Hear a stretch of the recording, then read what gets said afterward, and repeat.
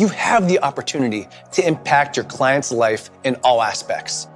The updated weight loss specialization will help trainers in many ways expand their career. For the first time, we talk about the psychosocial aspects, the sociocultural. You're going to be able to truly understand what your clients are going through when they have a specific weight loss journey. All new information, new trends. We were able to develop what we called personas. To provide examples of what you might experience as a fitness professional when you encounter a client. And build confidence as the months go by. I'll feel more comfortable in my skin. My self-confidence will improve. Empathy is something that runs through the weight loss specialization. It's about guiding people. Regarding nutrition, regarding exercise. I can go to bed at night knowing that I've done something good for the world. It's great content and a blueprint for how to get results with your clients. We put together a complete solution to help you, the professional, become the next weight loss specialist. I'm Brad Dieter. Ken Miller. Casey DeYoung. Wendy Batts. Nolan Highland. Mike Fanagrassi. Welcome to NASM's weight loss specialization course.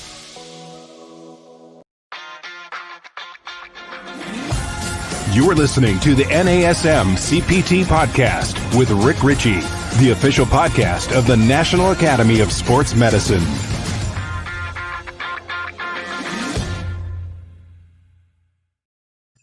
Welcome to the NASM CPT podcast. My name is Rick Richey. I want to say thank you so much for being here. And I would like for you to check out that NASM weight loss specialization course. One of the things that NASM has been really focused on, particularly in the last half decade, is focused on the content in two major ways. One, the empirical evidence, so what it is that is out there, peer-reviewed and provable. And the other thing is the delivery system of which it's done. And I think that we've made some really great strides in what that looks like. And so it's all put out there in really proper ways, so it's easily consumable, more digestible, and you can understand it and make application with it. So you get an opportunity to check out that weight loss specialization from the NASM. I want to now take a moment to welcome my next guest that we're going to be having. And here's one of the things that's pretty interesting about the guy that we've had is that it's not the first time he's been on an NASM podcast. Now, first time he's been on the NASM CPT podcast, but he's done a 3-part series with NASM on HRV. And I am curious to talk about that along with some of the other things that just this gentleman has talked about. And I have to say, this might be, as far as podcasts are concerned, a step down from the Joe Rogan experience. So with that being said, thank you so much to Kevin Longoria for being here. Yeah, thank you guys for having me. I'm really excited to be a guest on the show today and dive a little bit into what I do and HRV, whatever you guys want to talk about. Sweet. Well, let's talk about what you do. Tell us a little bit about yourself and the NASM. Are you a part of the NASM Scientific Advisory Board? Yes, sir. Yeah, honored to be a part of the Scientific Advisory Board for 2021. Was recently added, met the other group of scientific advisors the other day. So really excited for what we can do. Really impressive group. I by far have the least number of letters behind my name. So really an honor to be surrounded by such a great group. All right. Well, good. Well, tell us a little bit about your limited credentialed self then.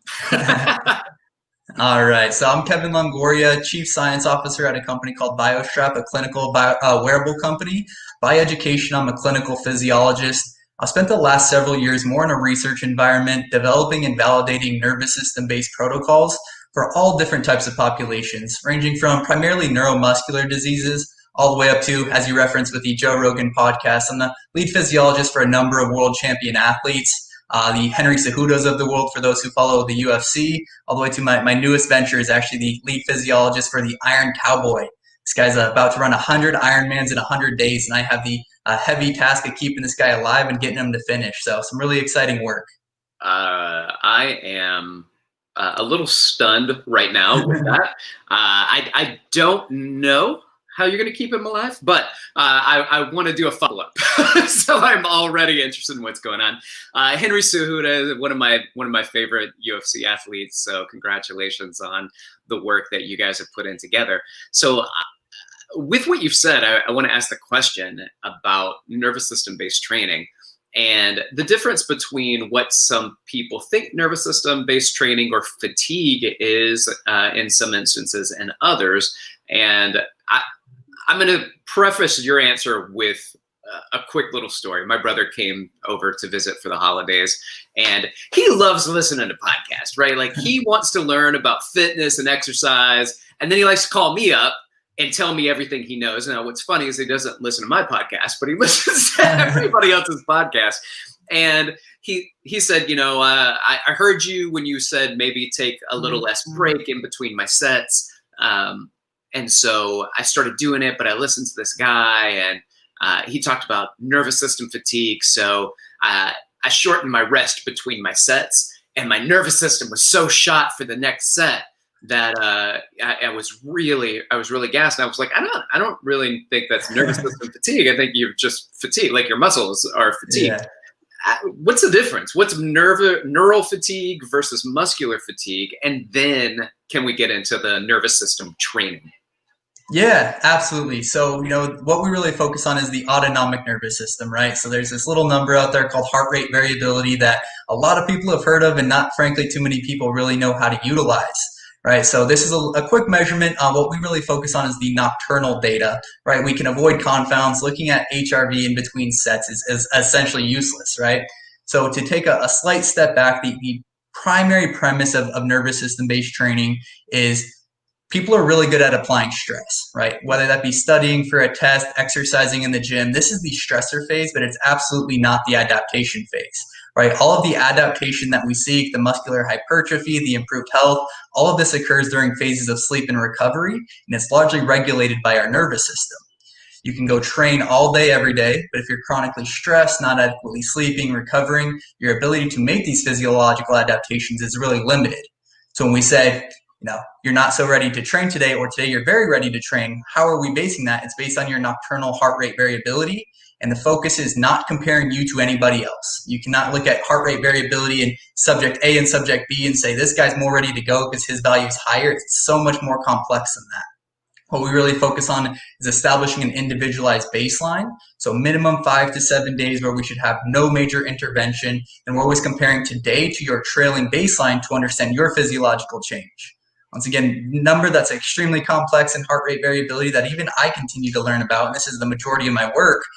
People just tend to think that higher is better, and that's really not the case either. So it's very complex and something that we're really trying to build systems upon.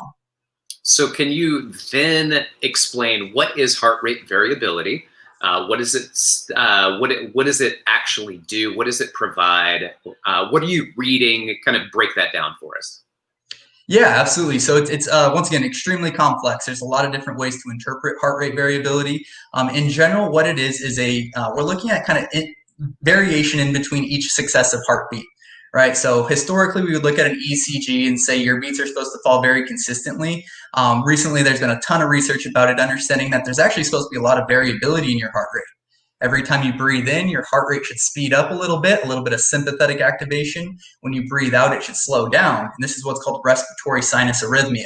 But this little ongoing game of tug of war between our sympathetic and parasympathetic is allowing us to actually quantify the autonomic nervous system.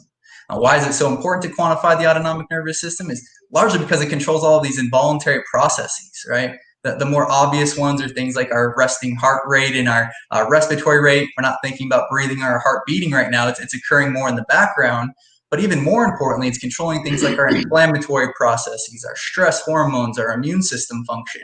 And for this, you know, that there's marked changes in different disease populations, significant decreases in 9 out of the 10 leading causes of preventable death in our country.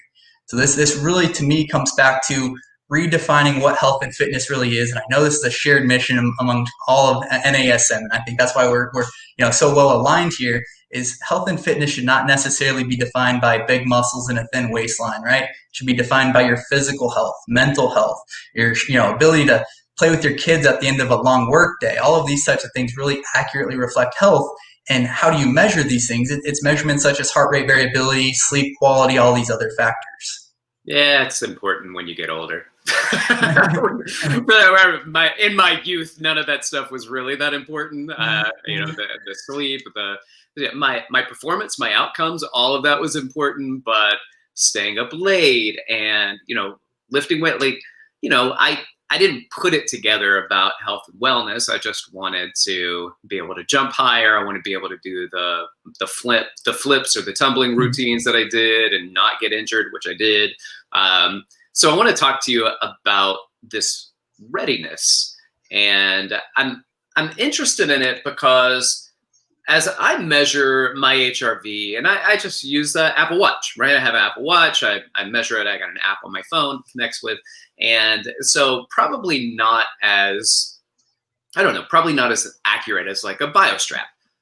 But, I wear it and I track it and I follow it over time. And sometimes I feel really good, but my HRV doesn't indicate that I feel really good. And sometimes I just want to go to bed, but my HRV is relatively high for me. Explain to me. Like, what does that mean? And why, if my body says I'm not ready, but my brain says I'm raring to go, what's going on? So I think you touched on an important point there, which is clinical reliability of the data, right? When we're utilizing this little number to develop a program, modify a program, assess the efficacy of an intervention, this little number becomes extremely important in terms of accuracy. And in my opinion, where certain wearables tend to fall short. But to your point, there are days where absolutely you can wake up feeling great, but your nervous system is not ready for adaptation, or you're at an increased risk of injury. This is what I spend a lot of time researching and talking about on the Joe Rogan podcast, with Henry Cejudo, an Olympic gold medalist, one of the best athletes of our generation, transitioning sports. Coming from wrestling, it was always go hard every single day, no pain, no gain mentality. And I had to go and start to tell him, today's a better day to take a rest day. I know you feel really good, but have some faith in the process. It takes a few weeks and you start to come around.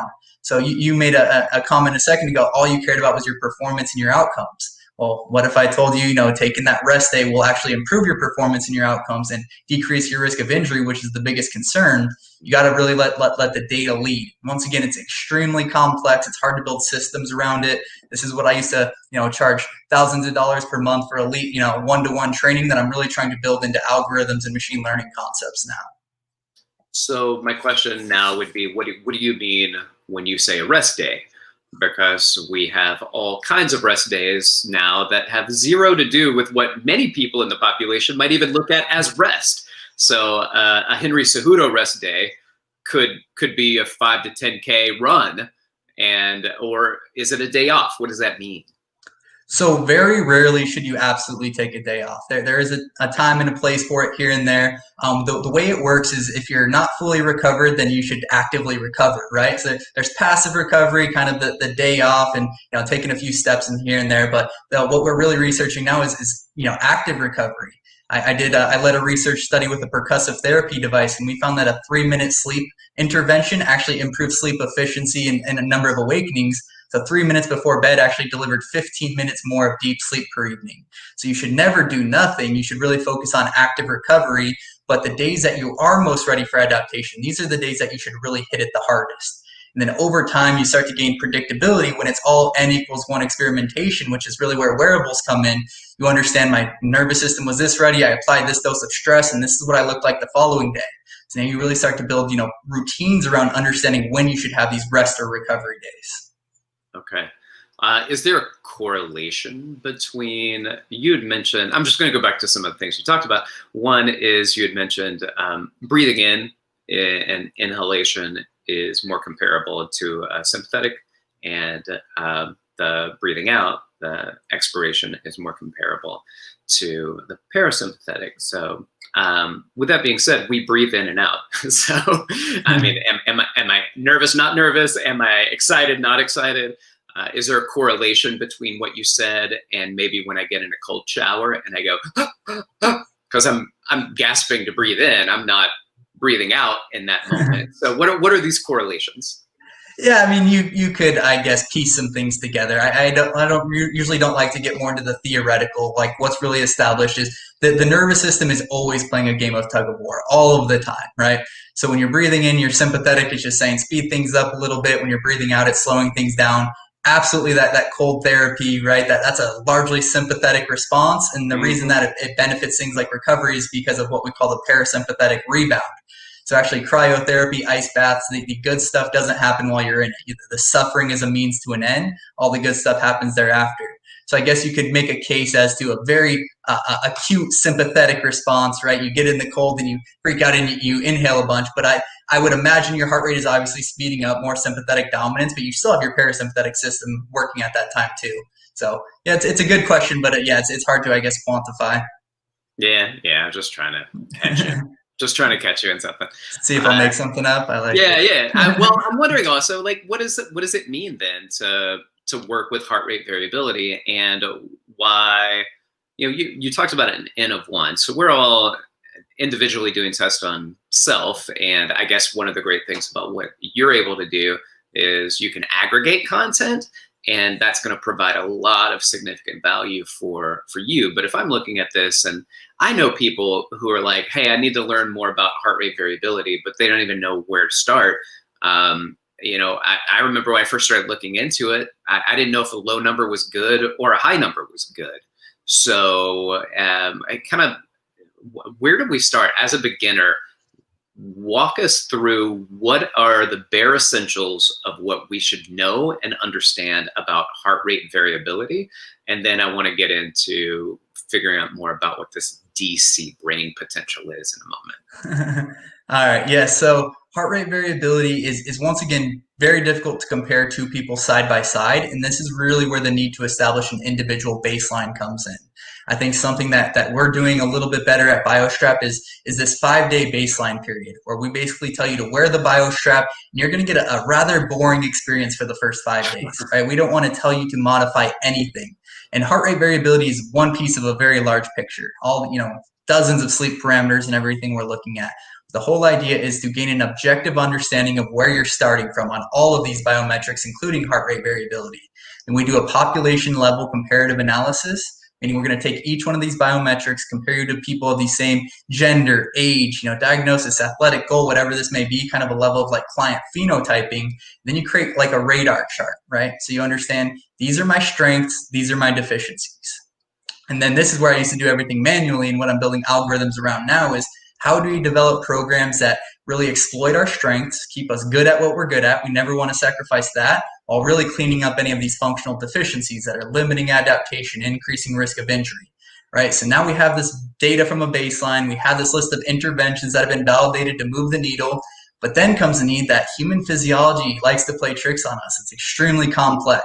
We could have two people the exact same phenotype and apply the exact same intervention, and they're going to have different outcomes, right? So the idea there is we're applying an intervention with data-driven confidence, but we always need to check our work. So you establish this baseline, then you start a new nutrition program, new training method, new recovery technique, and you're objectively quantifying at the individual level statistically significant change. This is what we're really good at alerting you at as well. What is good change? What's bad change? We can automate all of that because it's largely can be deduced down to if-thens, right? So with that, it's like heart rate variability. You do not want to see an acute change in your heart rate variability. People think, higher is better. And I could argue long-term, absolutely. But if you went from, say, 50 millisecond baseline to 90 overnight, that threw your nervous system out of whack. You want to see an increase but steady over time. And the real goal is minimal what we call covariance. You don't want very much day-to-day change, but you want to see a steady upward slope. But when you see, say, an acute change, largely a dip, this is showing a big increase in risk of injury. This is what a lot of the research supports, particularly in strength and power development. But then, once again, it becomes very confusing because HRV is a very poor predictor of performance and injury risk in endurance athletics. It's a very high, indicator of performance and risk in strength and power, more, the fast twitch type stuff. So it's so complex that it's hard to even explain in a 30, 45-minute podcast. But this is, once again, where we need to build systems around it. It's difficult to go train everybody how to interpret it, but it's rather easy to equip a trainer with kind of the AI and everything. At the end of the day, the trainer needs to understand what's going on here, but we can streamline a lot of that legwork for them. Interesting. Do people ever do this with HRV, like VO2 max or a 1-rep max? Are they like, what's your HRV? And they're like, what's yours? And then they compare them and try to figure out just who's better at life. Oh, absolutely. Yeah. I brag about mine. My brother's trying to figure out what his HRV is, and he's like, it's this, and I can tell he's trying to figure out what mine is, and I won't tell him. I won't tell him what my average is over the last month or year. So yeah, what we should ask people is, instead of what is the number, how much have you improved in the last month? That's a more meaningful question for HRV. Well said. Yeah, well said. Well said. And I think that's really what we're all looking at. So many times people want to look at the big guy and be like, oh, how much do you bench press? What do you squat? And really, most of the big guys that I've ever met have said, I don't know in general. But they always look at, what their progression looks like, and, patting people on the back for pushing through challenges versus patting people on the back for just having high PRs and, great VO2 max. So that change is important. Yeah, and it's an athletic world. We're absolutely not ignorant to that. But the case that I like to make to people is kind of the understanding, I'm unhealthy because I'm overweight and therefore I should try and lose weight, when really it's like I'm overweight because I'm unhealthy and I should get healthy, right? So when you're trying to get healthy, not just lose weight, you start focusing on the right parameters, which once again, things like HRV, amongst many others. But yeah, and I think it's also important to point out that, when it's really hard for people in a lot of instances to look at obesity as a disease, and we're still oftentimes stuck on the you did it to yourself mentality. And in some instances, yes, and in some instances, no. And there are genetic factors, and there are many things that are associated with it. And there are a lot of inflammatory components that are going along with it, and a lot of hormonal imbalance issues that take place. And so again, like, nobody was like, hey, here's your heart disease, you did it to yourself, and you did this cancer to yourself. But I don't think anybody's actively out there doing it. I mean, some people are for sure, but it's just a challenge to help people. And you, as a clinical physiologist, probably have some insight into what this looks like and what this means for people, and to try to take some of the potential guilt and blame that people put towards certain things and remove that, because you have an insight into some of these physiological factors that actually facilitate this obesity as a disease. Yeah, absolutely. It's largely going to come down to a genetic predisposition, and that ties into the hormones and everything. But the starting line is not equal, and that's why it becomes very difficult to judge anybody, because you don't understand where their starting line is. I think we can all relate to the friend that, eats fast food every single day and maintains a six-pack, then the individual that's trying their hardest and perhaps even gaining weight, once again, probably because they're utilizing the wrong metrics to kind of define their success. But in this population, is especially important to kind of take a step away from things like the scale weight. And one metric that we measure with the Biostrap is arterial and peripheral elasticity. We can measure arterial age, right? So you take a sedentary individual and you get them moving, perhaps that scale weight's not going to change if they're increasing their hydration habits, which should actually be, absolutely be portion of the training paradigm there. So perhaps their scale weight increases, and that's punishment, right? That's discouragement, attrition. Right. When we focus on the right metrics, particularly like arterial age, I've seen people take 3 to 5 years off their arterial age in the first month of just getting daily steps in, right? So when you talk about changing people's lifestyle, you need to understand how to positively reinforce. And this is different population by population. To them, they need to be seeing meaningful progress, and that's probably not going to happen in the mirror fast enough. So you need to revert to these types of metrics and say, what are you doing this for? Hopefully for health, not for what you look like in the mirror. When that's the case, you show 3 to 5 years off their arterial age in the first year, and it's like, man, this is working. I want to keep going. Yeah. To change human behaviors, you got to make people feel good about it. The most basic human psychology, and that's, I think, a big part of tying in the wearable data as well, is the constant positive reinforcement if you're doing things right, and perhaps a little negative reinforcement if you're doing things wrong. I had a wonderful conversation just recently with a clinical psychologist named Dr. Sean Horn, and I wanted to talk about associations of guilt and blame regarding how people feel towards exercise and outcomes. And her real focus is on guilt and blame. And she said, nobody makes progress by being made to feel guilty. Like, it's just not how people are going to move forward. They're not gonna feel like blaming or being blamed or feeling guilty is ever going to lead them to a positive place. And it's going to make them oftentimes want to shut down more.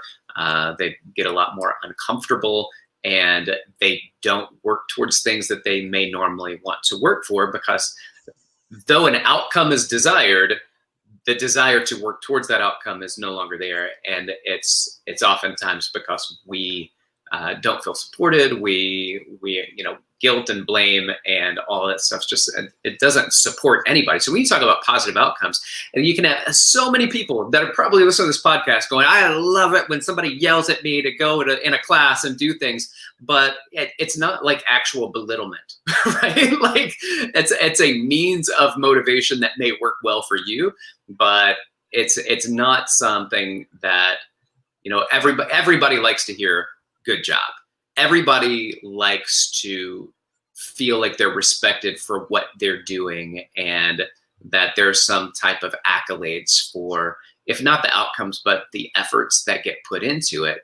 So I just think it's vitally important that we might not understand everything that's going on physiologically, but it is important for us to understand at least one component of behavior and motivation, and that is the support that people need from us. And even when you do bark at maybe a client, like, come on, you got like, it's a motivational version of it. And there are changes, like stress changes people too.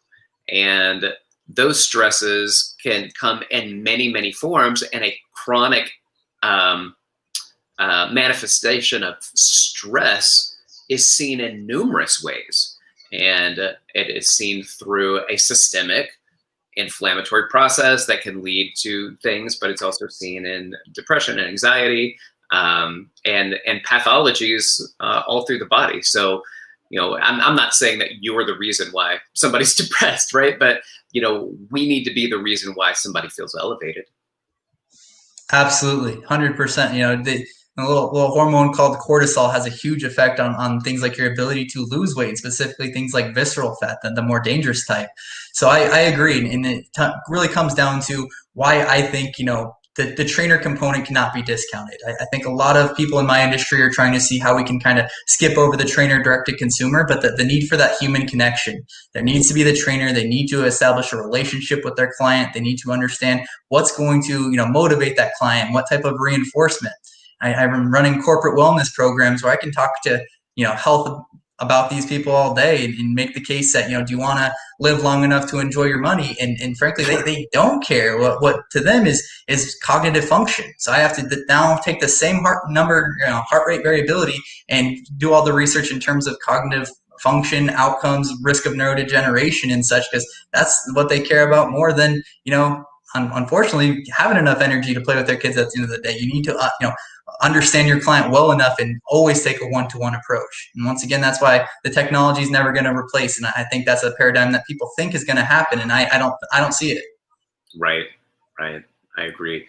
I want to talk about this other component that sometimes you put into it. And this is one that you talked about when you were on Joe Rogan Experience, and it was about the DC brain potential. What is that, and how does that play into this that you do?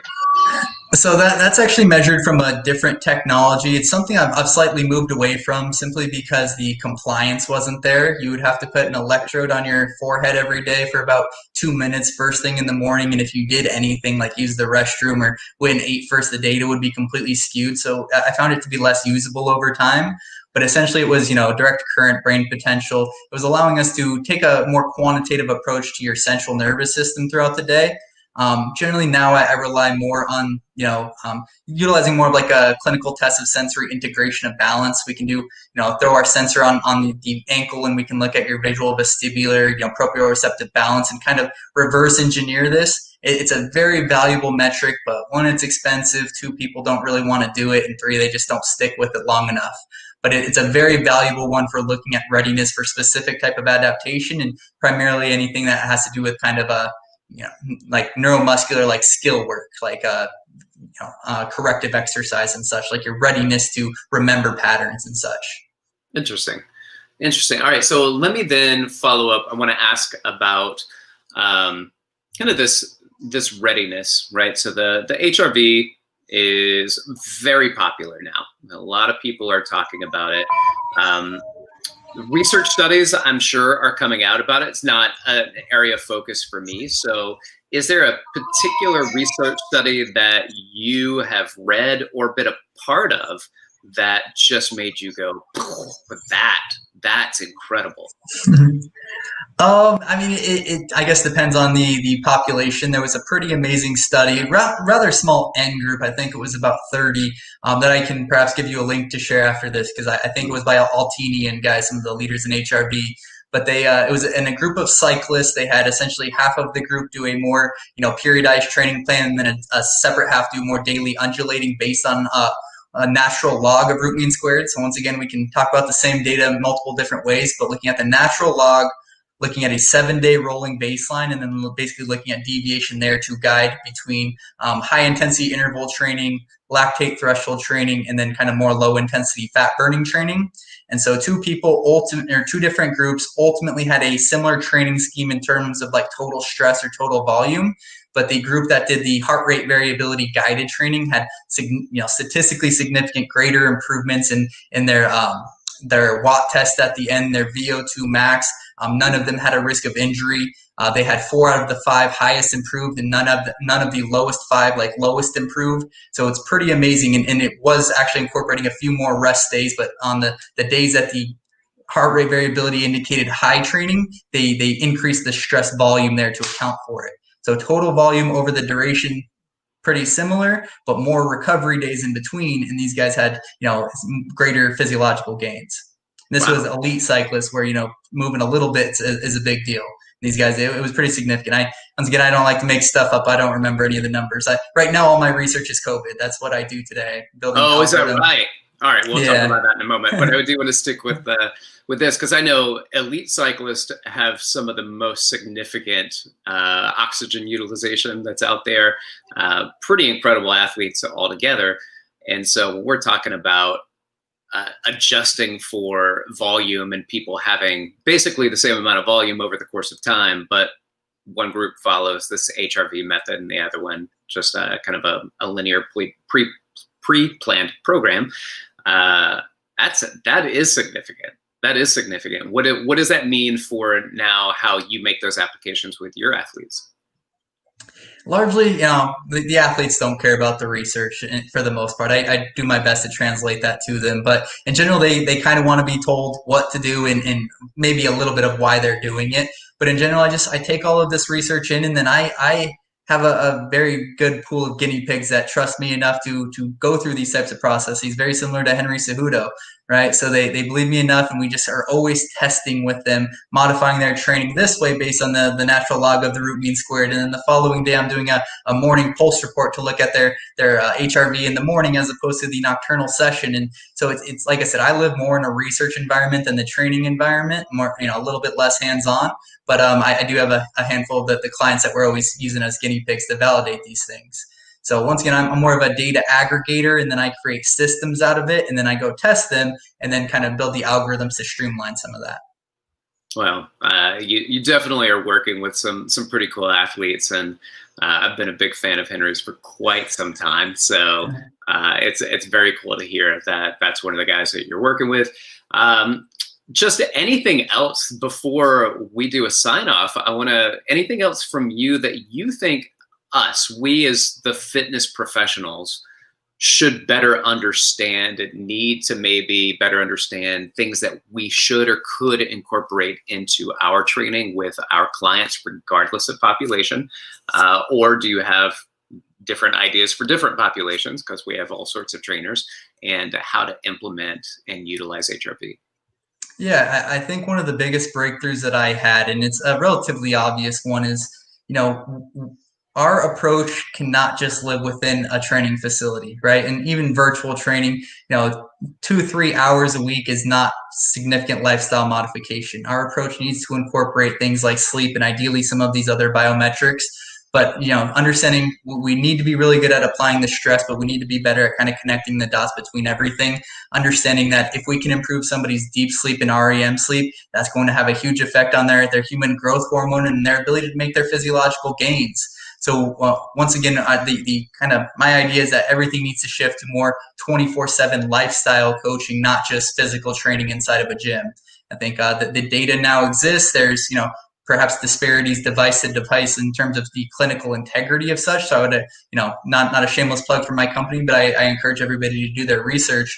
But incorporating things like sleep into the parent training paradigm are so important, and really what we're doing at the elite level, but that can be cost effectively available to all of you. All right, that's going to lead me to a couple things. One is what effects do sleep have on heart rate variability, and what effects do we also see a lot of research now about the difference between exercise and physical activity. So are there correlations between exercise, regular physical activity that may be considered non-exercise, and sedentary lifestyles where people are, primarily seated or reclined, that are producing, less than or equal to 1.5 METs while they're in this kind of seated or reclined position? Is there a heart rate variability study, research, content that you guys have put together that show a difference between an exercising person, a regularly physically active person, and a sedentary person? Absolutely. The more elite endurance athletic population obviously have a very high VO2 max, and that's very strongly correlated with the highest levels of heart rate variability, specifically root mean squared. So don't get confused. There's nonlinear, linear. There's all these different ways of measuring heart rate variability. I'm talking about root mean squared. This is the one that's correlated with 9 out of 10 leading causes of death. And those of you that are familiar, highly correlated with your oxygen utilization, your VO2 max, which is among the best predictors of cardiovascular disease, neurodegeneration, immune dysfunction. So elite athletes who are very physically active tend to maintain the highest heart rate variability and have the lowest covariance, lowest day-to-day change. And this is largely a function of improved stress resilience. Then on the other end of the spectrum is the sedentary, perhaps comorbid population. They tend to have markedly decreased heart rate variability relative to the same age healthy counterparts.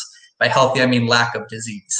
So once again, you can absolutely do some degree of phenotyping based on this, but you can also find an extremely healthy individual with no disease who has a apparently low heart rate variability, and perhaps that's because they're not taking good care of their gut health, which is 90% of the vagal nervous system, the parasympathetic nervous system. So it becomes a little bit difficult to apply like a direct correlation on it, but there absolutely is there's some kind of bucketing we can do based on it. All right. Well, there's another buzz term or topic, which is gut health. Is there something correlated there with gut health? Because I've been doing some study just with that for a project for type 2 diabetes. So, and there does seem to be a correlation. So is there a correlation with heart rate variability, some of the other outcomes in gut health?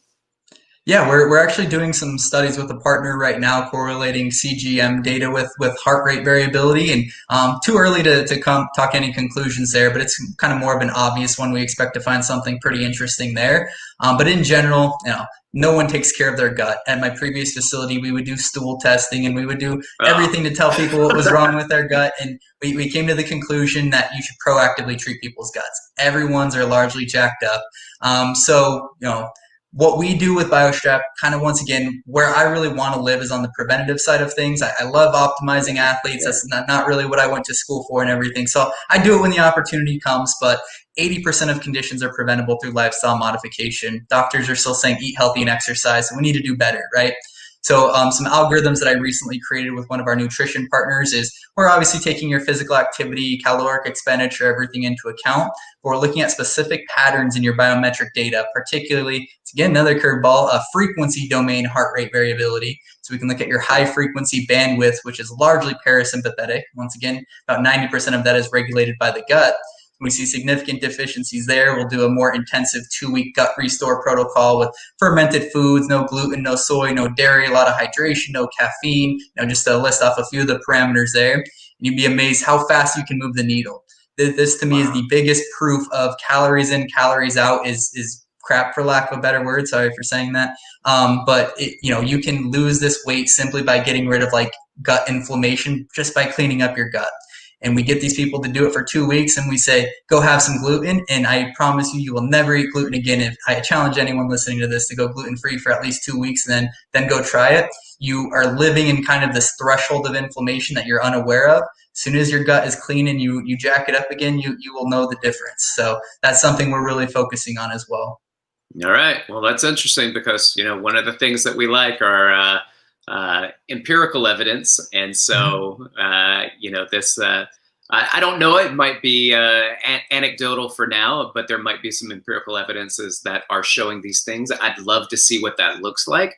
I don't think anybody's confused as to the benefits of some of the fermented foods like the kimchi and the kombuchas and maybe even some of the yogurts and kefir. My wife always says it's kefir.